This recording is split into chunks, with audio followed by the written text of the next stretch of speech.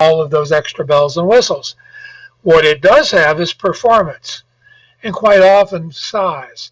It'll have the ability to have 64 bits of data, where a microcontroller doesn't often do that. There are many, many microcontrollers out there which are 8-bit processors where the data is 8 bits wide. Lots of 16s, lots of 32s, but we know today the primary microprocessor is a 64-bit machine when it comes to data. In terms of address, it's often a different number, but in terms of the data, we'll find that it is very often sized larger if you're just a microprocessor. So let's talk for a second about a couple technologies we need to know about. We've talked about them a little bit throughout the semester. One of the things is that there are two primary architectures among a microcontroller or a microprocessor, and they choose between being what's called a Princeton architecture, which is often called a I'll spell his name wrong, I'm sure, but it's like von Neumann, and the Harvard architecture. Now, the primary differences between these two have to do with where the code for the programs that run on the machine reside. Code and data share an address space in the Princeton architecture or the von Neumann. Most of the machines, I guess all the machines we've looked at so far, have been of the Princeton architecture type.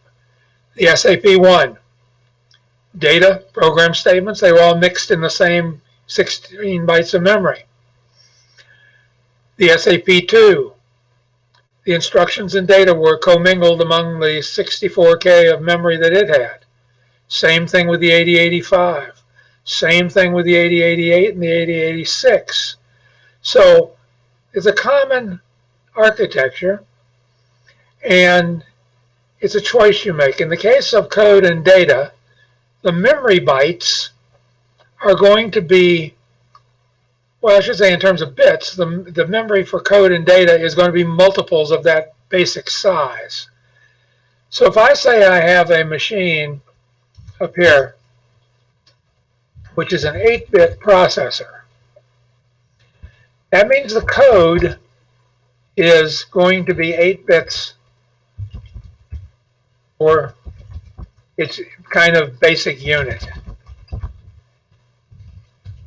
So we might have, for example, an opcode, which is 8 bits. We might then have an address, which is some multiple of 8 bits. And we saw that in the, for example, the load instruction on the SAP-2. Load accumulator, 1, 2, 3, 4, right? Well, the load accumulator instruction itself, I don't remember what it was something like a 3-2. And then the data is 3, 4, 1, 2 in little endian, but each one of those bytes is a multiple of 8 bits, which is the basic data size. Now, the Harvard architecture takes a different tact.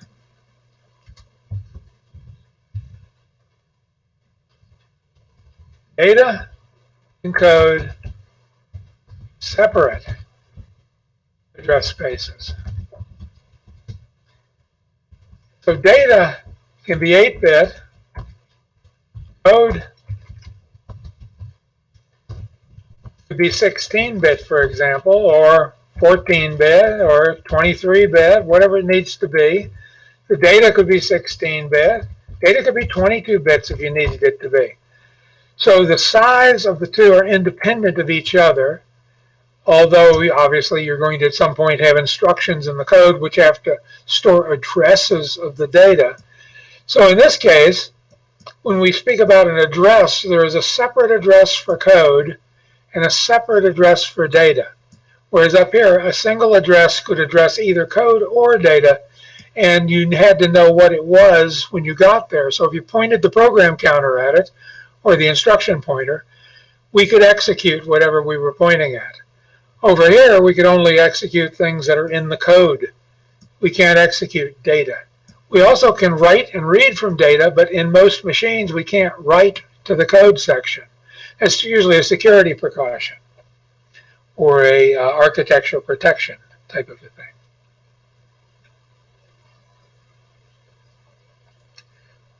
The ATmega 328P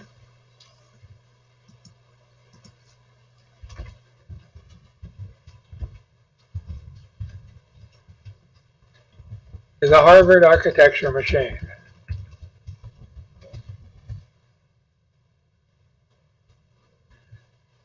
Now the next thing in terms of architecture is that we have to be concerned, because we know all about buses, we know how to read, write, be, load or enable, we know all those things. But what we never paid much attention to was the opcodes that stand for instructions. The instructions themselves. I can't hit that key.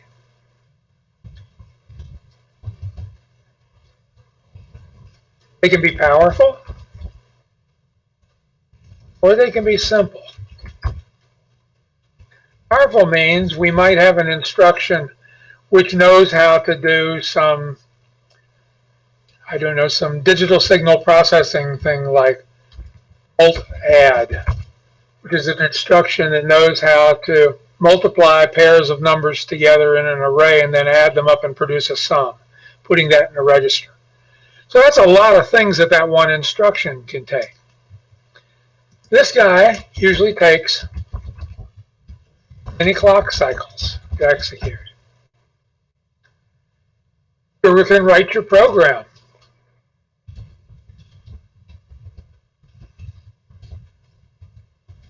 It takes fewer instructions because I can express things that are fairly powerful. Now the opposite of that is I'm going to make all my instructions very simple. Let them do one very specific thing and make their clock speeds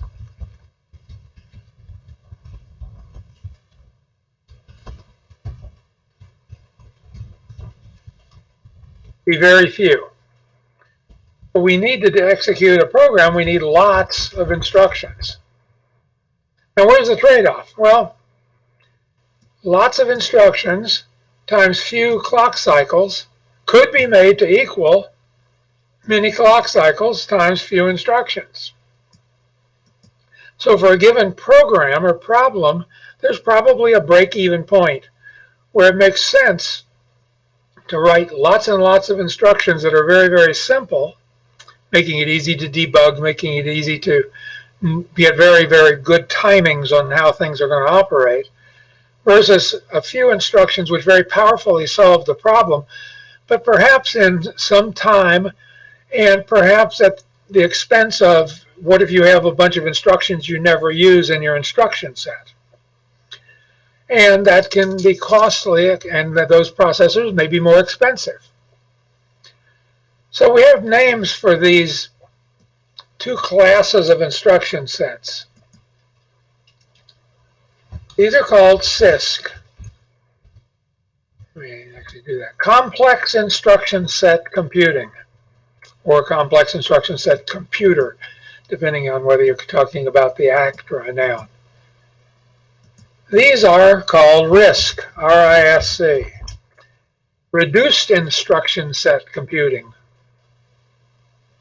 So instead of being complex, we use a reduced instruction set. Now that doesn't mean there's not more instructions, there might be. But they're all going to do simple things. And the very, very simplest RISC machines will just have a handful of actual instructions that you can combine in unique ways to produce complex functions. The ATmega that we're going to be studying is a RISC machine. It has about 100 instructions, but all of them do very simple functions. There are a couple that are a little more complex, but they meet the requirement of doing them in few clock cycles per instruction. So it's okay to treat those as a RISC extension. So if I were to ask you what is the underlying technology or architecture of the ATmega 328P. You tell me it's Harvard architecture running a RISC instruction set. Anybody have any questions about anything we've covered thus far?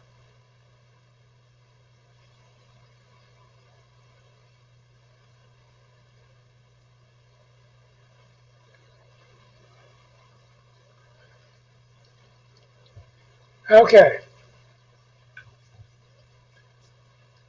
If somebody asked you about the 8088, what would you tell them it was? Well, you'd tell them it is a Princeton Architecture CISC machine, CISC. Now, the very latest processors that Intel makes make the instruction set that a programmer programs actually a CISC presentation. But under the hood, they take those instructions and they turn them into RISC instructions, and then they execute the RISC instructions. Programmer can't write those. The firmware does it. So in the later machines, they made them faster by using RISC instructions, very simple instructions. We take very, very few clock cycles, which means that they can be pipelined and run on parallel processors much, much more easily than this big, chunky process instruction that can't share the bus with anybody because it's got a lot of work to do. So we see the modern people are tending under the hood to do RISC, but externally to where an assembly language programmer or even a high language compiler writer is going to see a CISC instruction set, which also encourages the back compatibility where all of those machines were CISC machines. The only machine we had which even approached RISC was the SAP-1, but at the time we declared it to be a CISC machine and Harvard architecture. So we, by definition, made it CISC. So let's talk now about some of the facts about the processor that we're going to be studying. I'll create them in a little list here, but we'll see them several times tonight.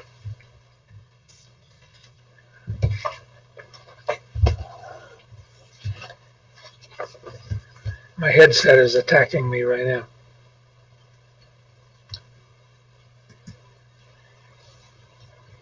Okay, so we're talking about the ATmega 328P, specifically the PU version, but we'll leave it at that. And what we're going to talk about first is the instruction set. There's 131 instructions. Some of them, in terms of opcodes, actually are the same instruction, just renamed. And when we study them a little more closely in a couple of weeks, you'll see why that is possible. But generally, when you're a programmer, you want to have your instruction set be fairly orthogonal, so that if you see something, you expect its counter instruction to be there, and they take good care of us in the ATmega world or the AVR world. Now, most of the instructions, and this is very interesting to know about, most are single cycle. Now, you go, what? How is that possible? Remember that a single cycle, is a T-state. How could it be possible that we have these simple instructions where an instruction is completed every T-state? My goodness, that sounds fast. Now, last processor we looked at, we had some calls and returns and things, well, the second to last one, the 8085, that took, I think, 30 T-states or something like that, and for some of the more complex instructions. And we're saying here that these instructions are going to finish in a single T-state? Yeah, but I'm giving you a key word there. Word is finish, not finish. Oh, now I see. So what we're saying is that once we get the machine running, we're going to figure out some way to overlap our instructions. And we'll overlap them in such a way that under many circumstances we'll have one instruction completing every T state. That I can buy. That I can buy. So let's think a little bit about what that could possibly mean. That means that on the board we have an oscillator, which is running at 16 megahertz.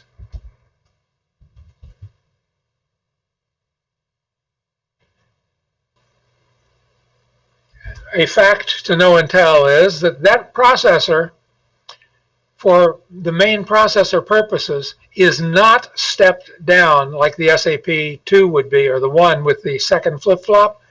Oscillators are already pretty stable and pretty 50%-ish. So the oscillator at 16 megahertz is going to be running 16 million instructions a second, which means we're going to have an instruction finishing every one of those ticks. So that's pretty fast. Take 1 divided by 16 million. You've got a lot of quick instructions going on here. So finally we've got something, which sounds like we can complete problems which are fairly time sensitive, because we're going to have a lot of time to execute those instructions. Now I'll give you a little tip-off. We can do this because we're going to prefetch each instruction. And each instruction is going to be actually compressed down in such a way that by using the rising and falling edges of the clock, we can get the instructions, in most cases, to complete in 2 T states. From start to finish, it'll take 2 T states. Now, we're going to give up one of the T states to the fetch, and we're going to give up the other T states to the executing and the storing of the answer. So if we overlap a fetch and an execution, for most instructions, that will give us the ability to go fetch, execute, fetch, execute. But the second fetch happened while I was saying execute. Now we're going to find there are some instructions that won't work with because they got more work to do than can get done in a T state. Those will take an extra set of T states to complete, 1 or 2. And we'll see how that works out when we're looking at the instructions later, the individual instructions. But we have these 131 things, and our processor is set up to operate at 16 megahertz. If it is used just as it is shipped from the factory, it's set up to run at 1 megahertz. So if you were just to buy one that hadn't been turned into an Arduino, it would be set up to run at 1 megahertz, and it would be set up to run using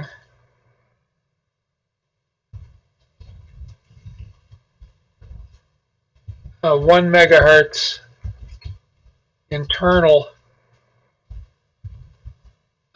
clock. So there's a clock built into the chip itself which can operate at 1 megahertz. It's not precise like a regular oscillator would be, but it's close enough that many projects could be built.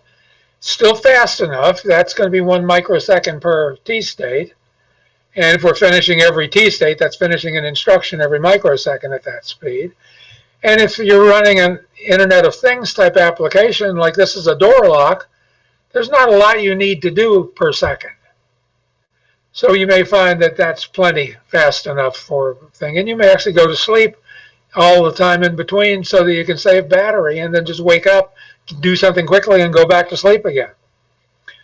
So 1 megahertz is an internal if you buy it off the shelf. Now, when you buy it off the shelf, very often the first thing you do is you put it in a programmer and you tell it it's going to be using an external crystal, and you tell it that it's going to be basically being used in a situation where it will have an external clock. When you're programming the thing, there are 2 ways to program these. One of the ways is using an external programmer. And this will allow you to program the flash, the Eeprom, and the fuses. You also can use a USB to serial converter and program the flash. Sometimes, in parentheses, it'll let you do the Eeprom also, but never the fuses. And it's in the fuses where you tell it that it's going to be using an external clock. So once I set it to an external clock, unless I have a programmer which can operate at that higher speed, I can't program it any further because I can't change the fuses to change the clock down unless I use USB to serial. USB to serial uses what's called a bootloader.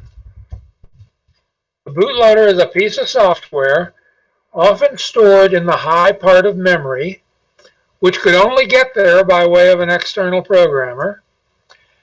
And it allows us to pass data through the serial port that the bootloader can then load into the low memory to allow our chip to be more easily programmed. We are going to use the USB to serial programming style because that's what Arduino supports directly. And because we're using it only for the IDE, for programming it and for the tools, that will work out quite nicely to it. If we wanted to make something really fancy, we probably would need to acquire an external programmer, deal with these fuses, and maybe make a bootloader, maybe not. One of the important things about the fuses is they configure the processor to run in ways that allow it to not be changed at runtime. So a hacker getting a hold of your chip can't set it up to do things that you don't want it to do easily. A couple of the fuses in there allow you to make the machine so that you can't read the memory in the flash. Now it can be executed, but it can't be read. Or maybe you want to protect the bootloader, or maybe you want to protect someplace in the Eeprom so nothing other than a program can read it. There are fuses you can set in here to make that happen. So you might say, well, why don't I just come back and reset the fuse if I'm a hacker so I can read it again? Well, in order to reset or set the fuses, you have to erase the chip. So by erasing the chip, I could say make flash readable, but I've also wiped out the program that used to live there. So if you were going to be needing to protect your program, either because of intellectual property or because of the fact that you just didn't want people hacking with your software, you didn't want them to get a hold of your door lock, you know, that you're protecting the house securely, and they get in and make it so you can wave an anchovy in front of the lock and it makes it come open. No, you don't want them to do that. You want it to be locked down as tightly as you wanted it to be. And it's only through the fuses we can do that, which is why using bootloader technology, we can't write the fuses. We don't want to allow people to be able to easily hack the firmware. Now, bad design makes it easy to hack, and also not being smart about how you test your devices also makes it easy to hack. Okay, so let's now talk about some of the other pieces we were just talking about there. We said that the program itself is going to live in its own memory. So on the particular variant we have, programs, whoops, not flash, consist of 32K of memory. And I got right here, program memory. Don't get confused by the word programmer. We use it in different contexts. External programmer means a piece of hardware that knows how to program the device. Program memory, which is a type of place, stores programs, and programs are written by programmers who are people that write assembly language programs that can be loaded by external programmers in program memory. So it's overloaded meaning. Just kind of keep them separate in your head. If you get confused, think about what has to be going on. Now, flash memory turns out to be readable, executable, not writable, except via a bootloader. So anything in program memory, unless we set a fuse that makes it so it's not readable, is executable, I think I spelled that wrong, is not writable, meaning I can't change the program while the program is running. But I can change it by the bootloader. The bootloader, if I have one, is located in the highest part of flash.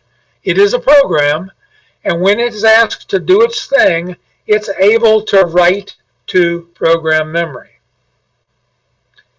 We'll talk about how we do that, because we're going to have to take advantage of that to program our chips, because we don't have an external programmer. But we'll talk about how we get that done. But the only thing in flash memory is programs.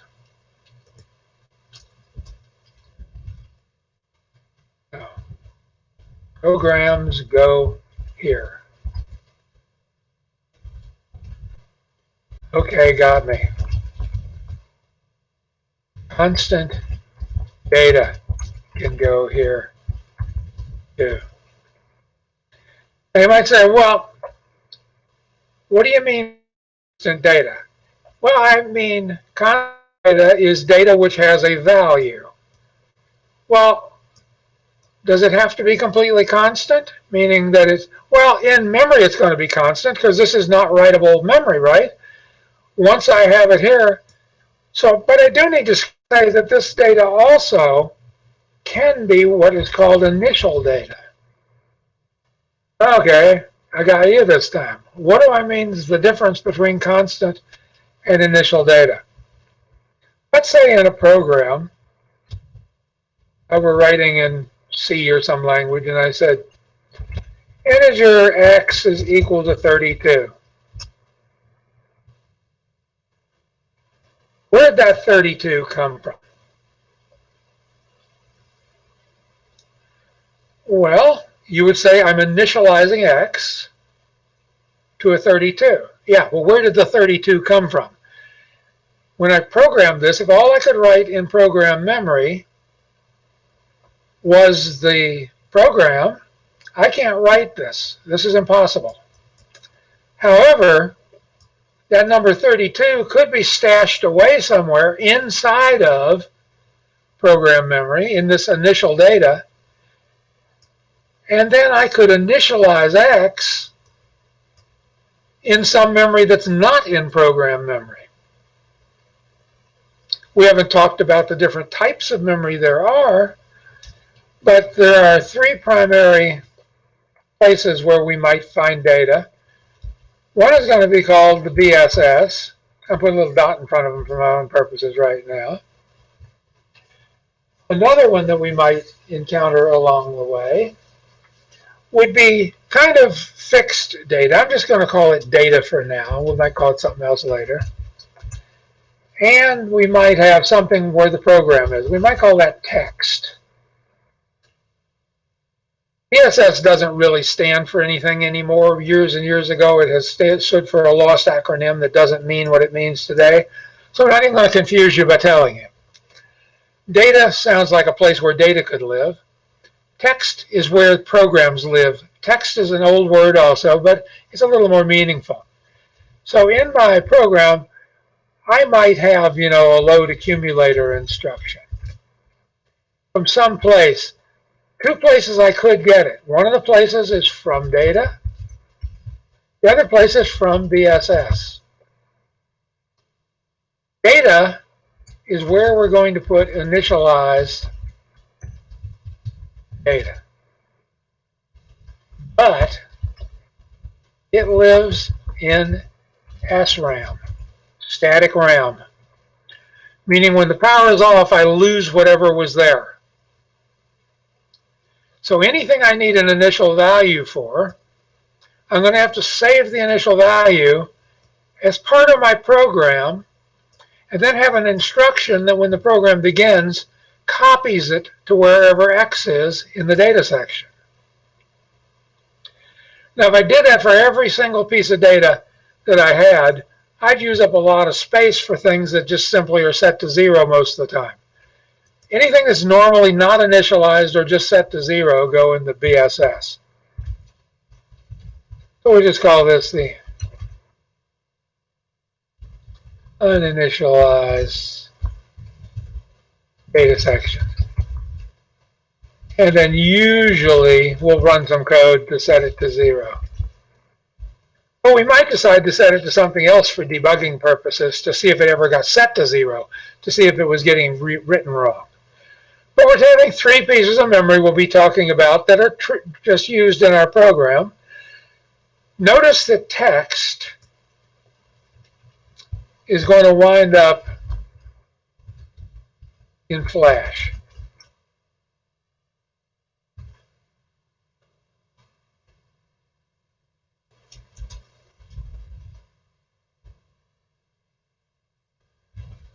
The initializer values also in Flash. We won't use them there, but we'll copy them out of there. That way they can get programmed. Otherwise, they won't exist anywhere. Because the BSS lives in SRAM, as does, the data does, as does the BSS. So we can read and write from both of these sections. But we can't really do anything. Now, it turns out that there is a way to put constant tables. And we're going to put here special instruction to use them. But if we had some big tables, like let's say we wanted to put, a lookup table to look up sine wave every 15 degrees. Well, that's not very big, but let's say every half a degree. It starts to get pretty big. We don't have that much SRAM to use. We're going to need to use SRAM for data we're going to need to change and data that needs initial values that need to be changed. So we need to think about that. Flash, though, is where we're going to put programs. We're going to put initializer values, and using a special instruction to retrieve them, we may have some constant tables that we use. And if we're writing in a high-level language, there's some special extensions to C that will, or C++ that allow us to specify that this is a large constant table. We also have one other type of memory, which I alluded to, which is Eeprom, electrically erasable read-only memory. Clearly, this is not a great place to put data that we're going to change. We can change it because it's erasable, and we can do it while we're running. But it's slow, and it also is generally used for data which is preserved a long time after you make changes to it. So serial numbers, IP addresses, MAC addresses, ID numbers, passwords, certificates, things like that might be stored in here in a secure way. The Eeprom on this particular processor, we have 1 kilobyte of Eeprom, not a lot. So we have 32 kilobytes of flash. We have 1 kilobyte of Eeprom. And we have, for SRAM, static RAM, we have 2 kilobytes. So it's not a lot, but we do have that many bytes of memory to work with. So in here, we're going to put data we can read and write. In here, we're going to put data we read but write infrequently. In here, we're going to put programs and data that never changes, that's the constant tables, and so that they don't get lost, initial values, they are going to get transferred to SRAM when the program begins. So they'll have to be transferred, as well as this BSS section, which is in SRAM, which is not initialized, so we don't have to waste any program space for that. We just initialize it all to zeros. And we'll write a little code at initialization time to make that happen.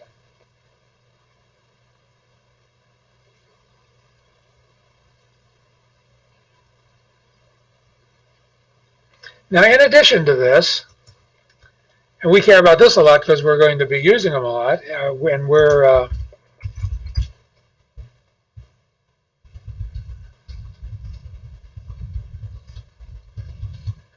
we have 32 general purpose registers.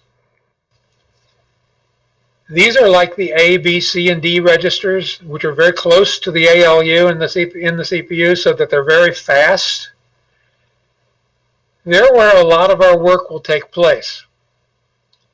Yes, we have SRAM where we can store data, but once we get them into the registers, we'll try to keep them in the registers as much as possible because the instructions that operate there are quicker and, well, sometimes, but they're never slower. And they manage to give us a place to store lots of data. When the 3080, what was it called, 8088, we only had, what was it, AX, BX, CX, and DX, which were split. So that's 8 registers. Each of these are 8-bit registers. And then we had a bunch of 32 bits, but they're 16 bits, so they're not useful here. So we'll do a lot of our works, and instructions will approach the registers. They're numbered from R0 to R31. You can use either upper or lowercase for the R.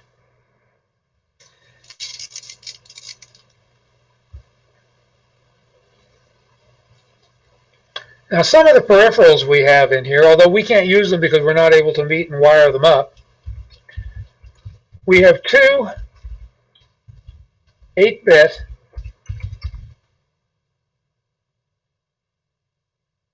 and 1 16-bit timer counter. We can use it as a timer, we can use it as a counter. So if we need a timed event, we have some 8-bit counters, 2 of them, and we have 1 16-bit counter available to help us do the timing or the counting. So maybe we want to have something, count to a value, and when an external pin goes higher, we want to capture that value. Well, that sort of function is maintained. And our data sheet will explain a lot of this to us. Now, these are all things that we're not going to get a lot of use out of, but we need to know they're there. We have 6 pulse width modulated channels, meaning that if we want to dim or brighten an LED or we want to move a motor at a fixed speed, we have 6 channels that we can use for that, pins that support that. We have a universal serial asynchronous receiver transmitter. We will be using that. This is the serial port. On the chip on pin 1 and pin 2. We'll talk about how we use that later.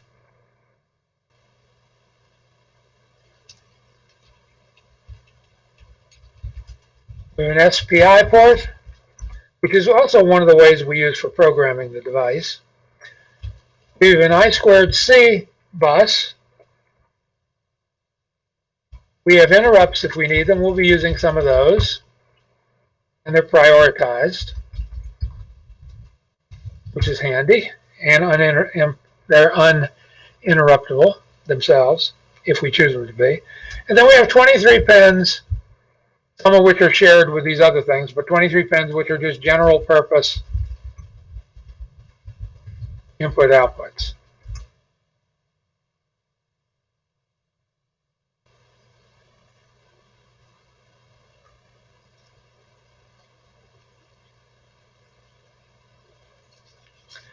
So let's talk about the actual map of memory, which includes the SRAM. Because this is something that we can't do a lot with it. We can certainly do plenty with it to start to understand them. If we take and we look at the input-output devices and things that we've just talked about, they are controlled through what we would call input-output ports, very much like they were on the SAP 2 and 3, and even the 1. What we have is we have a couple generations of machines that have grown us to where we are. I'm going to draw this from the bottom up. If we go from 0, 0 to 1F, we have what's called I/O space, or at least part of it. In this I/O space, let me actually label this because I'm going to have another space here in a minute.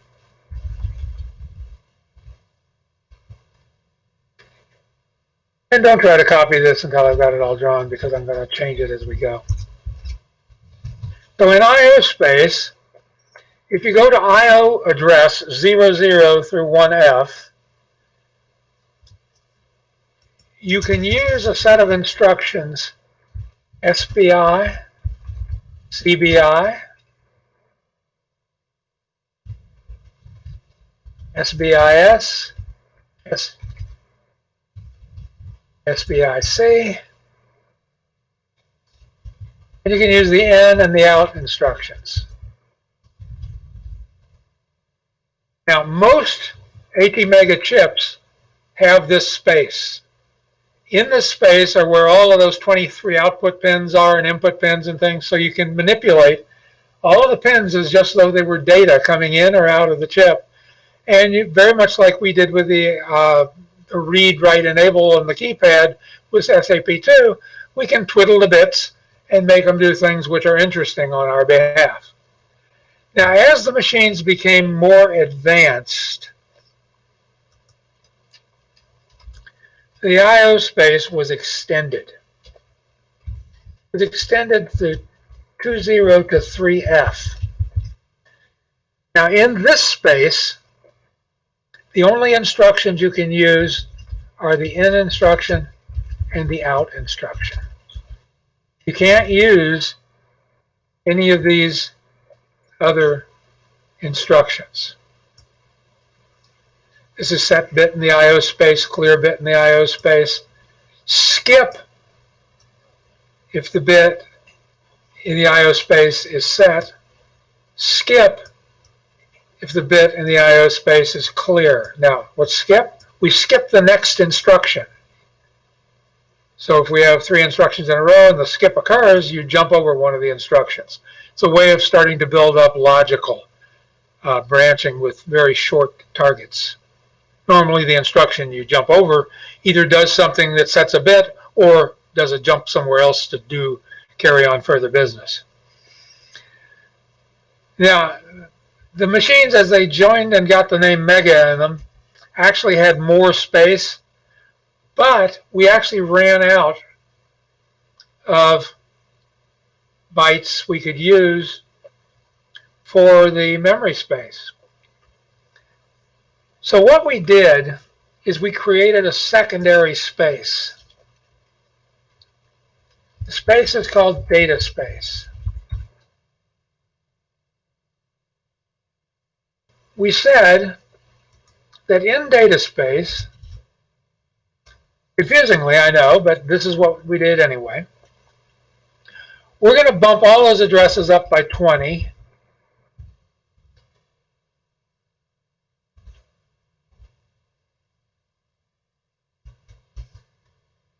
So instead of this is to be 40.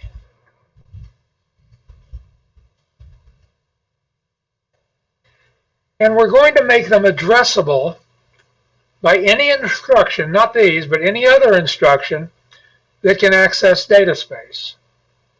So we remap these into two addresses. One is an I/O address, meaning I'm using one of these instructions for the bottom row, those instructions for the next row, and then we built something called extended I/O space. Extended I/O space goes from 60 through FF.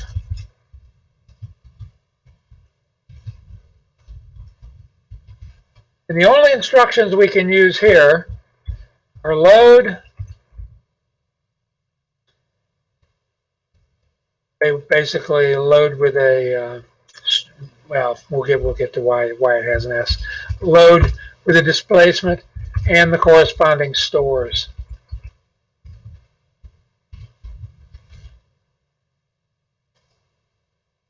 So they're the instructions that can be used in this space, and they can address this, plus these guys, these instructions here can address anywhere in memory, but they can't use the IO address numbers. If they say 20, they're referring to this address. If SPI says 20, well, it can't say 20. If it says 00, it's referring to this address. So what in the world did they start at 20 for? Well, the reason they did that is to make a general model which says, if I go from 00 up to 1F, I'm actually memory mapping the general purpose registers. Remember those registers, R0 through R31? They can also be addressed using this and any instruction that can address data space. So memory becomes a little complicated. Sometimes you can't tell from looking at the instructions data. You have to look at the instruction to determine if it's using IO space. And again, in and out can use any of the addresses from 00 to 3F. But of course, I can address 3F as 5F using lots of other types of instructions, but I can only address these things using the extended IO space addresses and instructions. Okay, well, we're almost understanding what's in the SRAM. Remember, these are not. This is not an SRAM. This is not an SRAM. This is really an IO space, but it's addressed as though it were in SRAM. This is not an SRAM. This is not an SRAM. Where's SRAM? Well, it starts right now. So if I start at address 100, and I go to address 8FF,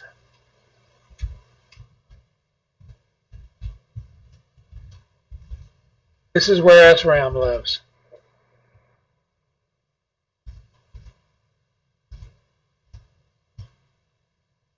Remember those 2K of RAM we had? Of SRAM? Up here? It lives in an address space called data space at address 256 through 8FFF.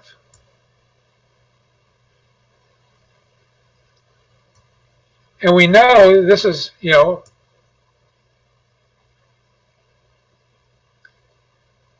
got all of our bits. And I think I actually copied that down wrong. Let me look at this again. I'm counting the wrong number of bits here.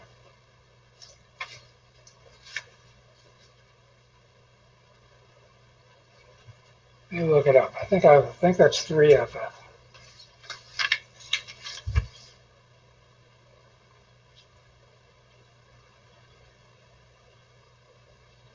No. Oh, that's because we start at 100. That's why. Okay. So those are the addresses we need to at least be aware of and be aware of which piece we're addressing.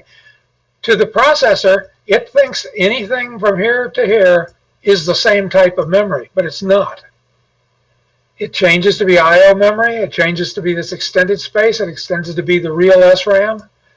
And so we have to kind of manage. When I put something in SRAM, it's going to go here. It's not going to go down here. This is general purpose register 0.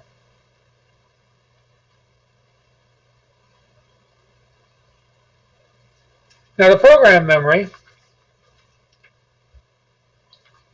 we can talk about as being split as well. It has an application flash section. So now we're forgetting about this map for a second. We have what's called application flash section. And we're also going to have something called the boot flash section.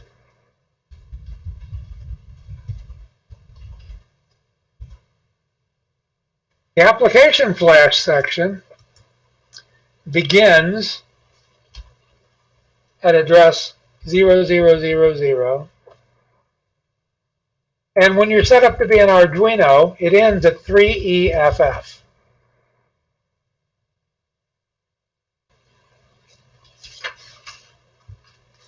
The boot section begins 1 byte higher, 3F00, and goes to FFFF.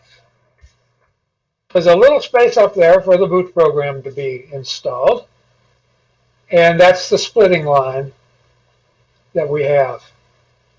The bootloader lives in that top area up there, and he is in charge of making sure that a program gets loaded when necessary into flash memory. Remember, the program in the flash boot, or in the boot flash, can write to the application flash. So it's possible for it to change that, and that's exactly how we're going to program it. So let's think about now for a second what we're actually doing when we write a program. Okay, when we write our program, we're going to use the Arduino Ide. Well, first of all, we're going to create a directory structure. So on your desktop, there'll be a folder called Labs. In Labs, for the first lab, we're going to have a folder called Lab 1. In Lab 1, it could be Desktop Labs, Lab 1. We're going to have minimally lab1.ino, which is a Arduino program. Now, some semesters when I teach this, I teach it without using the Arduino IDE at all, which is much better. But unfortunately, I don't have time to handhold people that aren't going to be able to install this quickly, which we've learned from some of the other things we've done. So you're going to have to get them up to speed as quick as you can, those of you that can help. But we're not going to, I can't do 3 separate preparations for different ways of running the assembler. So we're going to all stay within the Arduino jurisdiction, and then we're going to stay away from the Arduino encodings as much as we can. Once we've created this file, in the same folder, we're going to have a couple other programs.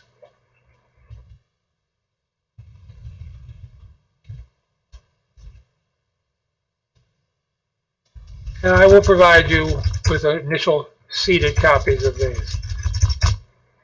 One of them is going to have a name of something like init.s with a capital S. And then there'll be a couple other, then there'll be, I think there's a util.s, I think there's a usart.s maybe. And then there'll be another one in here initially called model.s.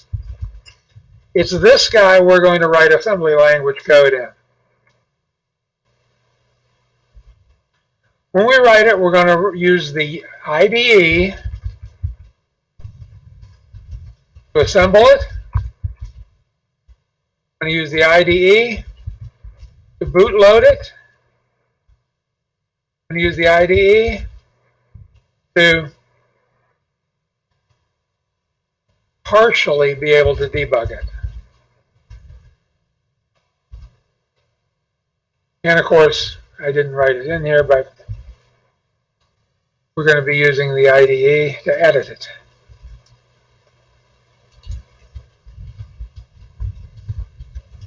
So that shouldn't be too hard to do. And as we go along with the pieces of this, I'll explain more and more of each part of the process. If I just overwhelm you with it now without having you do some of it, you're going to find that it's it's just more than you can deal with. So what I need us to do right now is first go to your desktop and create a folder. Mine probably is on the other screen. Where did it go?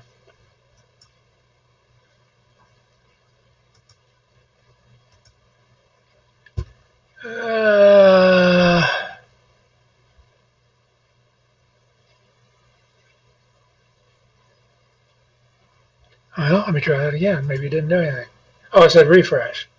Do a new folder called Labs, capital L, L-A-B-S. Put that somewhere where you can find it.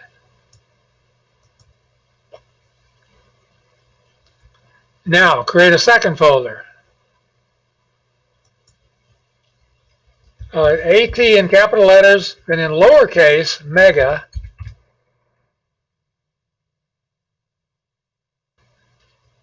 Okay, and what's the chip we're using? 18 mega 328. And then 328, capital P. And you need that folder.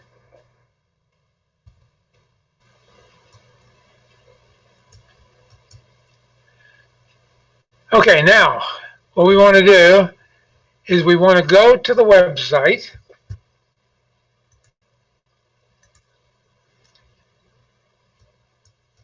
And we want to download download it into this folder, into the 18 mega folder, a file called atmega328p.zip. So that's got to be the same casing as the other one. So you're going to download the zip file.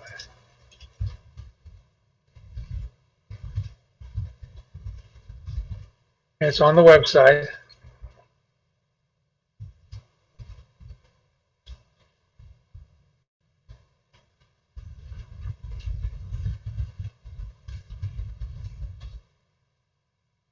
Download it and then move the zip file into the ATmega folder. Oh, I lost the window here somewhere. Okay, give me a green light if you manage to get that started down. It may take a couple minutes to download. And make sure it's in that folder.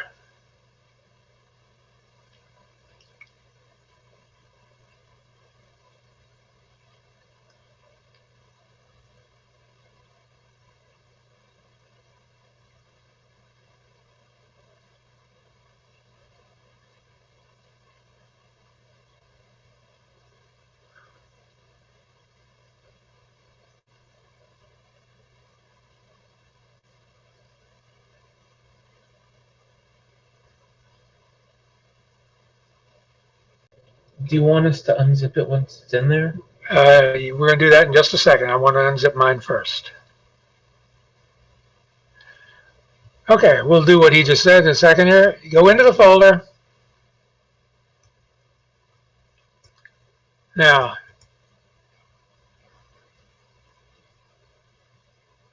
do we have that as an open with or send to?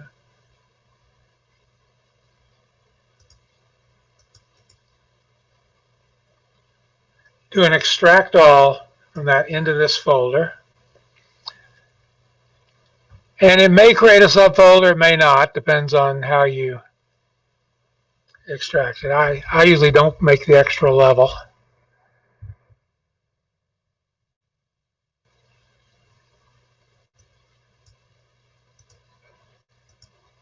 Okay.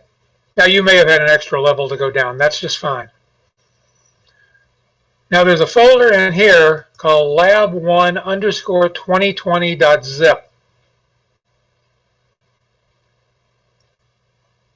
Do an extract all of that one.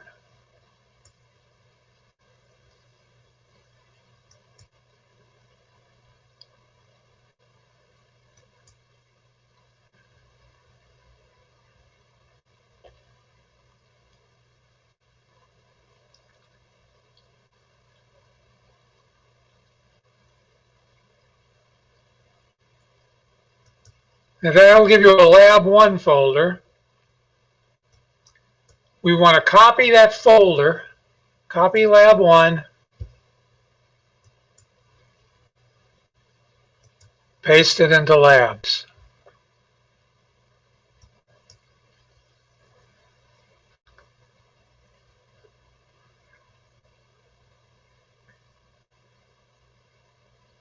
Okay, give me a green light if you got that done. I'm going to take a sip of this mighty fine coffee that I brewed.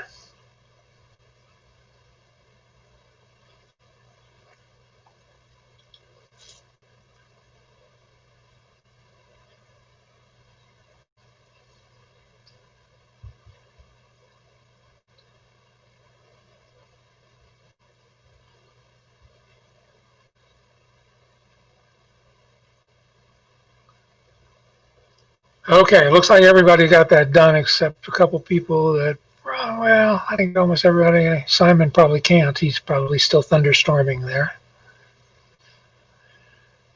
Okay, so I'm going to clean my desktop here for just a second and open that folder back up.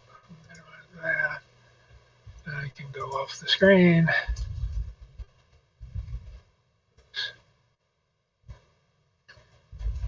I swear.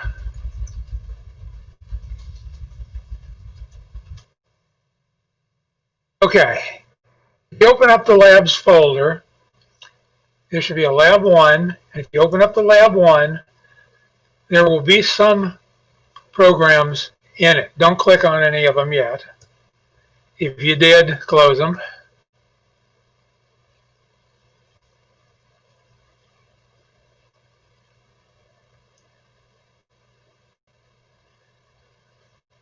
Okay, so in here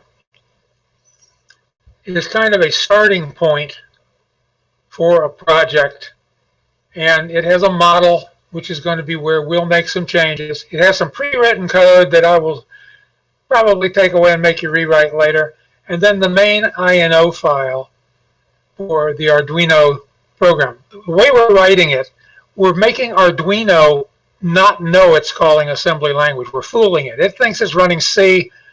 We're not really C, but it doesn't notice. And as long as we don't call any of its stuff and we follow its conventions, everything will work.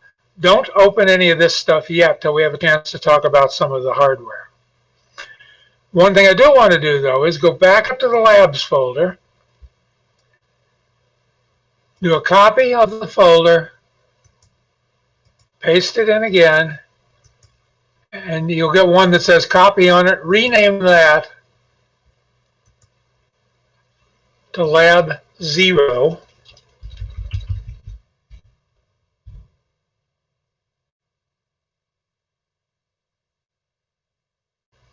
Now, dirty little Arduino secret is, you go into that folder, you have to rename the INO file to also be a lab 0. The INO in the folder has to have, at least the main one, has to have the name. So now I have 2 project folders in lab. Lab 0, which I'm never going to change again, and I'm going to use as a basis for creating new projects. And lab 1 that we can mess around with tonight later on. And you also have the original zip file if you accidentally did something awful, which I will assume none of you are want to do. Okay, so you can follow along with me. Let's go to the ATmega 328P folder, and we'll talk about what's in here.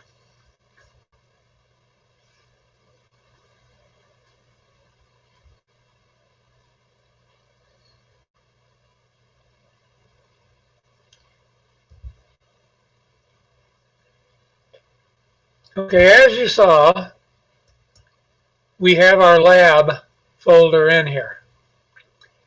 In order for some of the symbolic names to be visible to the programs, we have to include a header file. I included the specific header file for our device because it's a little not intuitive how that gets found. If you were to open that up, which I'll do, you don't have to or you can, In here are the names of all the registers and things you might use inside of a program to talk about the hardware. And this is specialized to the 328P. So pages and pages here of things that we wouldn't have to type in or wouldn't want to learn. The data sheet will refer to these, and so we need to know what they're specifically called if we're using them. Now, additionally to that,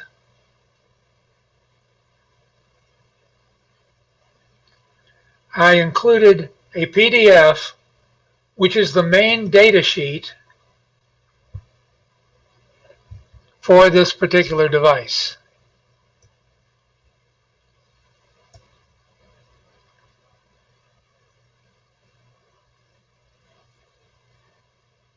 And you need to start thinking about this data sheet as a friend.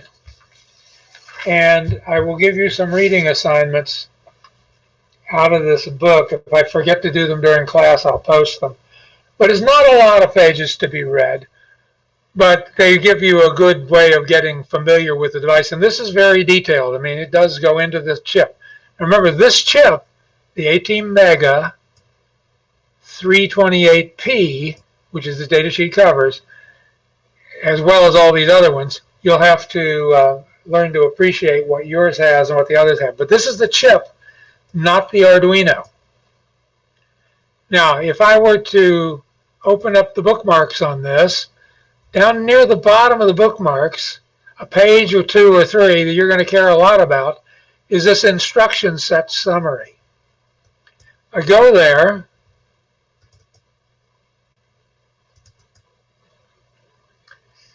you'll find all of the supported instructions that this machine has, what their operands are, a description of what it is, as well as what does it do, what flags it affects, and how many clock cycles it takes, basically how many T-states does it take for it to complete. We don't count the fetch, because everybody's getting a free fetch on the clock before they complete.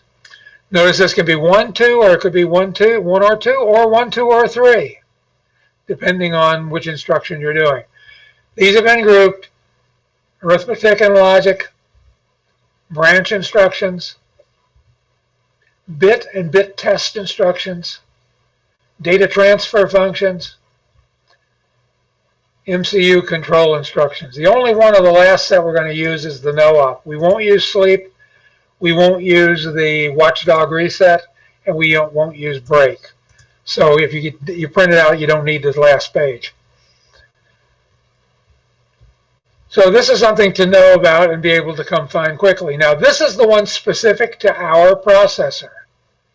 I also included in the list, in this folder, one called instructions.pdf.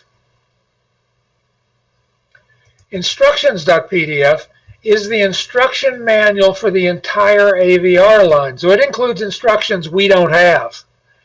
But if we pick one, like say we use the move instruction, we see it has a lot of data about the instruction, the description, the operation, the syntax with the operands can be, what happens to the program counter, how it's physically encoded, is it a 16-bit or a 32-bit instruction, what the status register bits would be if they're affected, and possibly there'll be a assembly language example. Not all of them have them. The length of the instruction, and then the number of cycles they take on a particular architecture. I believe we are the AVR XT with I think there's 3 or 4 instructions in that we don't support.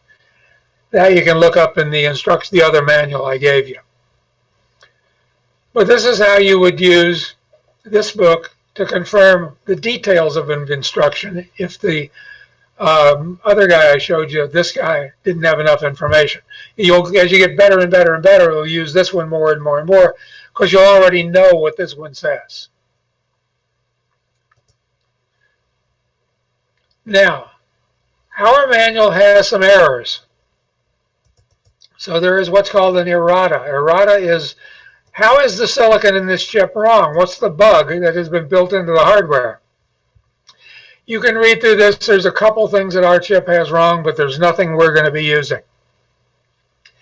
So this is not a detailed chip thing. I just gave it to you just to be complete.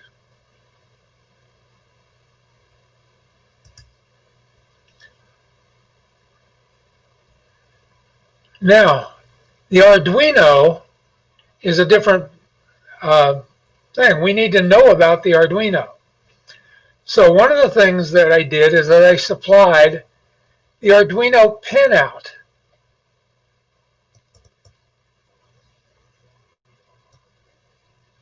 Which is a chip, or a picture of the Arduino itself.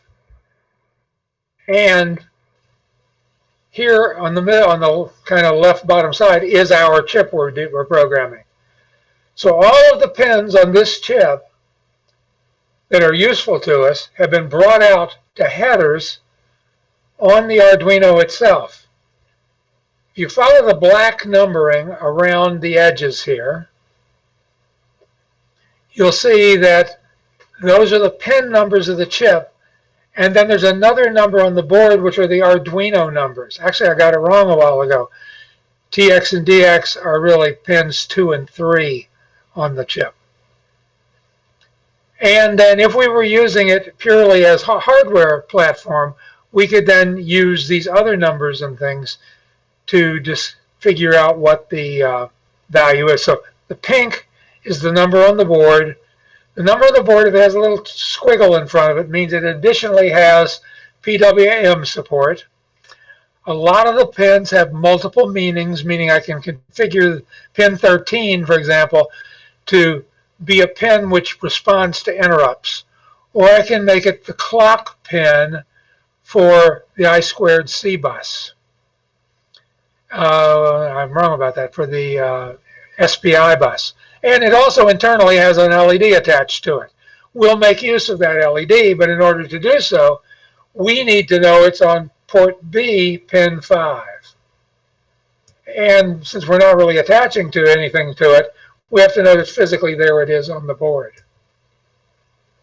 So let's look at this in a picture because it's a little better. You might want to grab your board in front of your eyes there. And let's look at a photo of one of these things.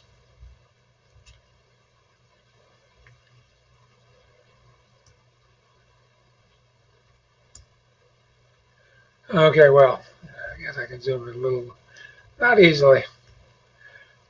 Okay, so here is our chip.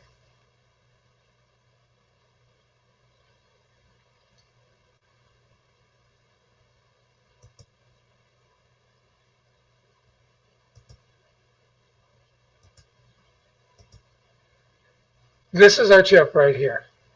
Okay, pin 1 is right here. 1, 2, 3, 4, 5. Count down that way, then back up this side. So the pin numbers go that way.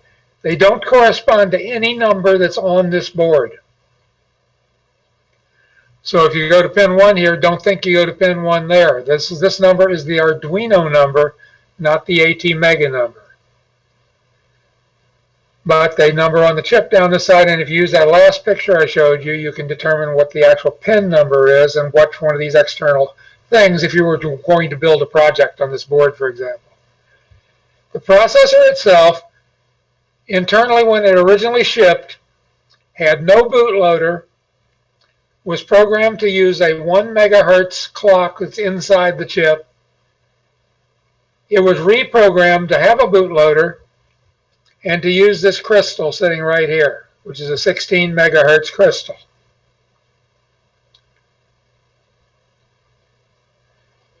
Now, the bootloader uses these 2 pins here to program the chip.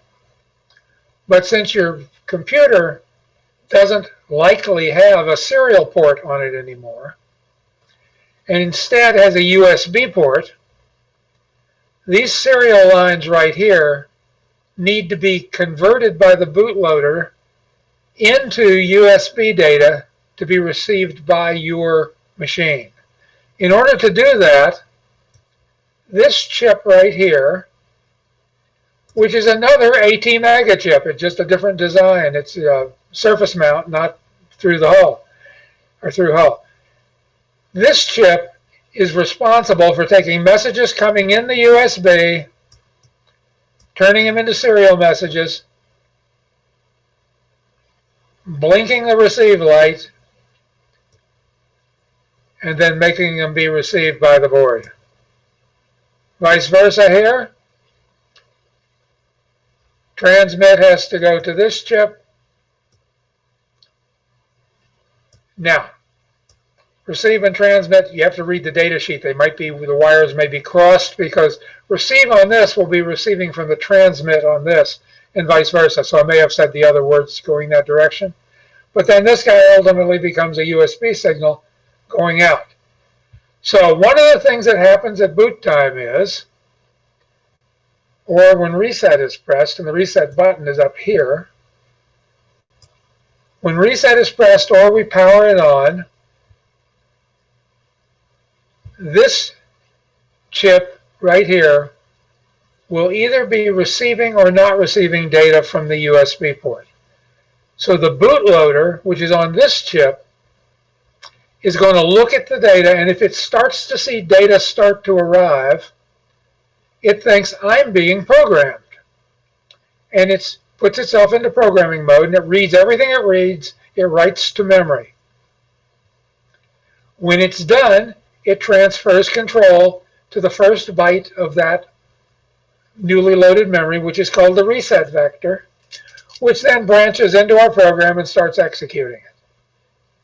If, however, when the bootloader starts or is reset, it doesn't see any data coming in from the other processor, then it simply jumps to the reset vector, which jumps to our program and executes the last thing that was put into the flash on this chip. So we get programmed if data comes in. We don't get programmed if data does not come in.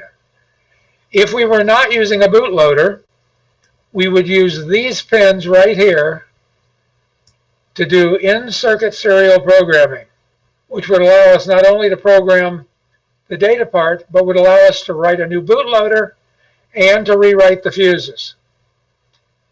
These 6 pins over here do the same, but for this chip. This is the crystal, 16 megahertz also for this chip. So we have 2 processors on the Arduino board.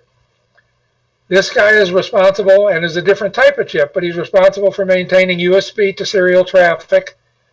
The bootloader here is responsible for programming if we're using a bootloading sequence. Otherwise, we would program it using this. We could write anything on the chip, including the bootloader and including the fuses. We actually could make it so it wouldn't work with an Arduino, which we might want to do if we were then going to pop it out and put it in another circuit.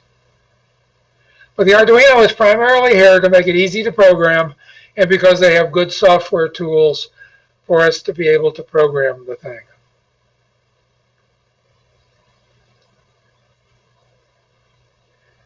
Now, a little more detail about our chip. If you recall, oops, switch over to black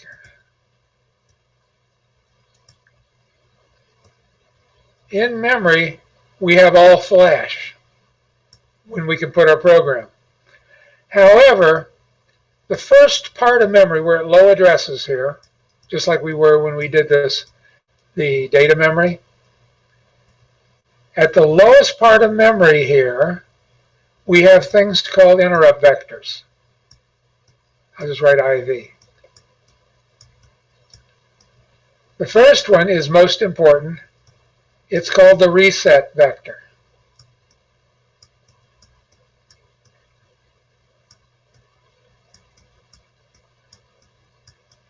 On our machine, the bootloader sits up at the top part of memory, BL for bootloader. And it's 256 bytes or something like that. Its first byte can also be a reset vector. same as this one, or they can have different values. So what really happens is, when we start, we don't go to this reset vector. We go to the one up here. It then jumps into the bootloader proper, who knows how to look at the serial lines. It looks to see if data is coming in.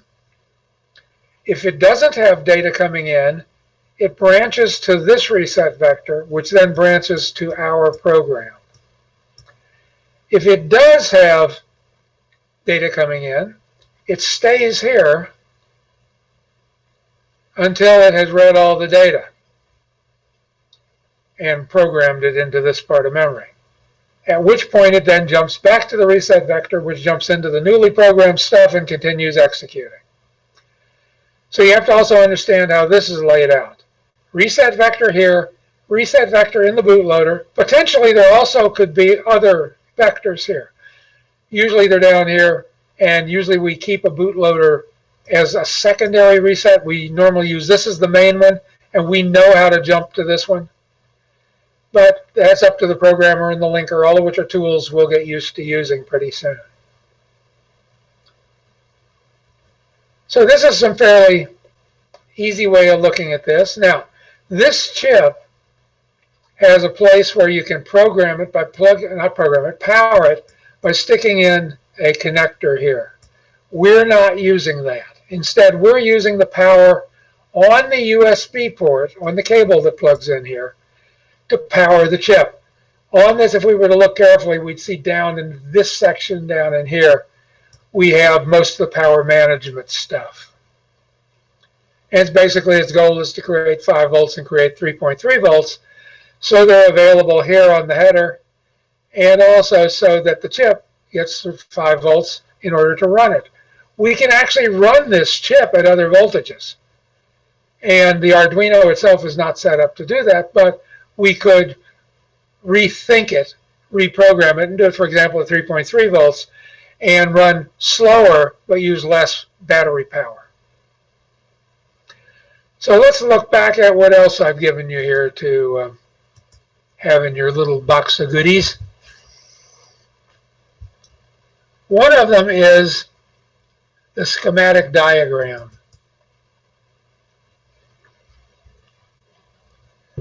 And the schematic diagram shows the two chips. This is the USB chip. This is the one we're programming. So if we needed to know how it was hooked up on the Arduino, this is only in the Arduino world. By itself, if we took it out of there, we'd have to give it a 16 megahertz crystal or reprogram it to use the internal stuff, which is what I usually do. If I don't need a lot of speed, I'll just program it to be off board and not use the crystal. That buys me back a couple pins for other purposes. But you could look at this if you wanted to study how that board is designed. And you could learn a lot about how a processor chip like this might be done if you decided you wanted to build your own circuit. Now let's look at that list of things and see if we've gone over everything that was there. I'll keep that guy open for the minute. Okay, we created a lab folder just to extract that labs thing from. We talked about schematics and the pinout. This is the main data sheet. This is the zip folder that is this stuff. Here's the errata. Here's instructions. This is the main instruction manual. This is the header file we'll be using. This is the labs are zipped up. And this is the picture of the Uno. Now, when you set the Uno down on a table or something, if you'll turn it over and look at it, you'll see it's got circuitry showing. Don't set this on something metal. You can short it out and destroy it. Set it on a piece of cardboard. Set it on something that's a couple pieces of paper that are not prone to static. But don't put it on something metal. Make sure you're not, and on the top here, don't go sticking your fingers or screwdrivers around on things just to see if they do anything. They do, they burn the board up. In our case, we're just plugging our cord, make sure our thing is sitting somewhere where we're not going to knock it off the table, and then plug it into our computer when we're ready to use it into a USB-A port. which I think we're getting closer and closer and closer to time to do that. So let me get rid of that. I know where all of those are.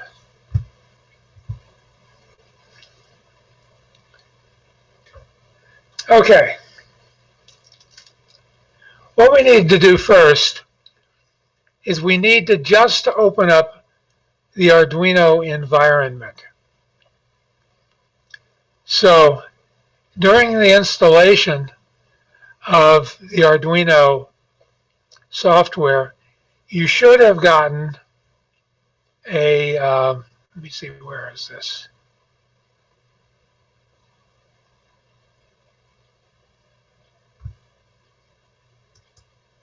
There it is, I lost my window. You should have gotten an icon to open up Arduino. Did everybody get one? Give me a red light if you didn't get an icon for starting up this IDE.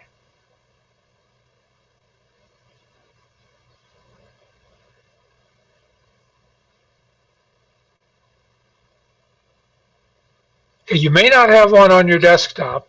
If you don't, in the search bar, you can probably type Arduino, and you'll get either a thing that says Arduino if you installed it using the zip file or the executable, and you'll get Arduino Ide if you installed it as a Windows 10 application. Now, open one of those. I'm going to open the IDE. Now, this is just a Windows 10 app. If you were running Linux or something, you're going to have the thing created in a different way.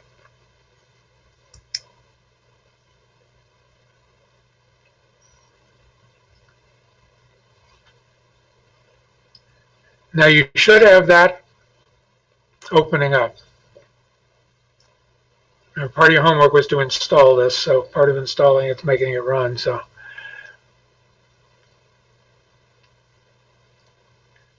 okay, give me a green light if you now have that icon on your or that window on your desktop.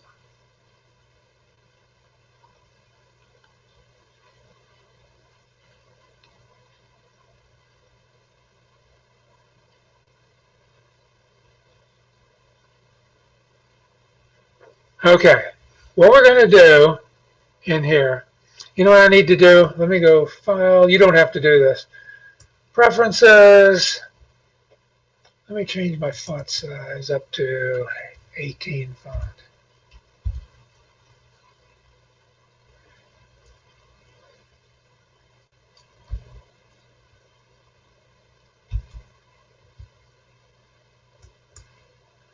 Is that a little easier to read, or do I need to make it bigger? Give me green light if I need bigger.